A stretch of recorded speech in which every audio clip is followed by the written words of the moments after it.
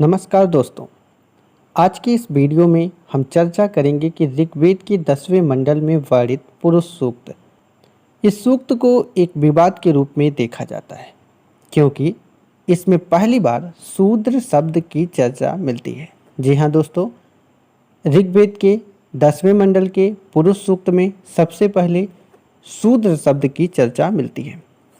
अगर हम ऋग्वेद की बात करें तो इसे अनेक विद्वानों अर्थात ऋषियों ने मिलकर लिखा है, जिसमें कुछ विदुषी स्त्रियां भी थी।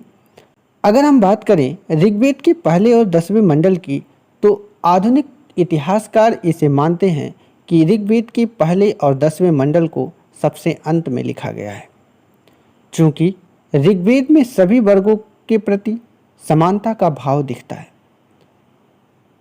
इसलिए ऋग्वेद पर यह लांछन लगाना कि 10वें मंडल के पुरुष सूक्त में शूद्र शब्द को ला करके ऋग्वेद की महत्ता को कम करना एक विवाद का विषय बना हुआ है।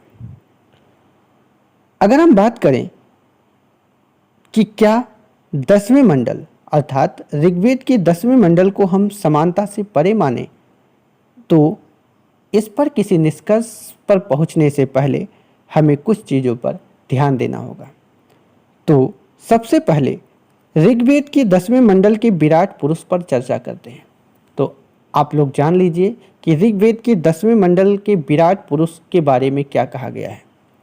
ऋग्वेद के 10वें मंडल के पुरुष सूक्त में एक विराट पुरुष की कल्पना की गई है, जिसके मुंह से ब्राह्मण जिनका काम विद्यादान करना था, बाहों से क्षत्रिय जिनका काम राजधर्म का था अर्थात लोगों की रक्षा करना, जंघे से वैश्य जिनका काम खेतीबाड़ी करना था, और पैरों से शूद्र की उत्पत्ति हुई। और शूद्रों का काम बताया गया कि वह उपर्युक्त तीनों वर्णों अर्थात ब्राह्मण, क्षत्रिय और वैश्य की सेवा करेंगे। आधुनिक इतिहासकार इसे एक छेपक की भांति देखते हैं। अब छेपक का मतलब आपको समझाना होगा कि छेपक क्या होता है। तो विद्वानों में दो वर्ग है जो छेपक का अलग अलग अर्थ निकालता है। पहला वर्ग ये मानता है कि चूंकि ऋग्वेद का 10वां मंडल सबसे बाद में लिखा गया, इसलिए ऋग्वेद की महत्ता को कम करने हेतु कुछ लोग जो ऋग्वेद को पसंद नहीं करते थे, उन्होंने ऋग्वेद के 10वें मंडल के पुरुष सूक्त में शूद्र शब्द की चर्चा की। जैसा कि आप आज भी देखते होंगे कि अगर किसी राजनेता को कोई पसंद नहीं करता है तो उसके बारे में अनाप शनाप बातें करने लगता है।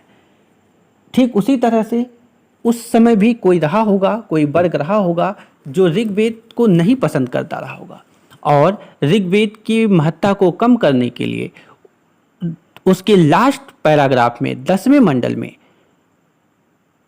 शूद्र शब्द को ले आया। लेकिन वहीं दूसरे मत के विद्वानों का जो मानना है, वो मानते हैं कि बाद में समाज में वर्ण व्यवस्था कठोर हो गई और विद्वानों ने ऋग्वेद के 10वें मंडल तक आते आते पुरुष सूक्त में शूद्र शब्द को रखा। क्योंकि इस समय तक एक अलग वर्ग समाज में आ चुका था जिसको हेय दृष्टि से देखा जाता था।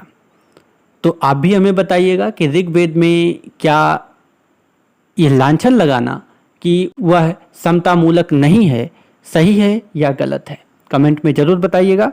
फिर भी प्राचीन काल में हमारे ही समाज के कुछ लोगों के साथ भेदभाव हमारे ऊपर एक दाग की तरह है। वर्तमान समय में भी कुछ जगहों पर इस तरह के हेय कृत्य देखे जाते हैं जो मानव के लिए एक शर्म की बात है। इसी शर्म को दूर करने के लिए हमारे संविधान निर्माता डॉक्टर भीमराव अंबेडकर की अध्यक्षता में जब हमारे संविधान का निर्माण हुआ, तो हमारे संविधान के अनुच्छेद 17 में अनटचेबिलिटी अर्थात अस्पृश्यता को दूर करने के उपाय किए गए और अस्पृश्यता को किसी भी दृष्टि से एक अपराध की श्रेणी में रख दिया गया। तो आप लोग अपना मत जरूर बताइएगा और हमारे चैनल को सब्सक्राइब जरूर करिए। हम ऐसी चीज़ें लाते रहेंगे जो आपके विचारों को आगे ले जाने में काफ़ी योगदान करेगा। फिलहाल आपसे अगले वीडियो में अगले टॉपिक के साथ फिर से मिलेंगे। तब तक के लिए नमस्कार।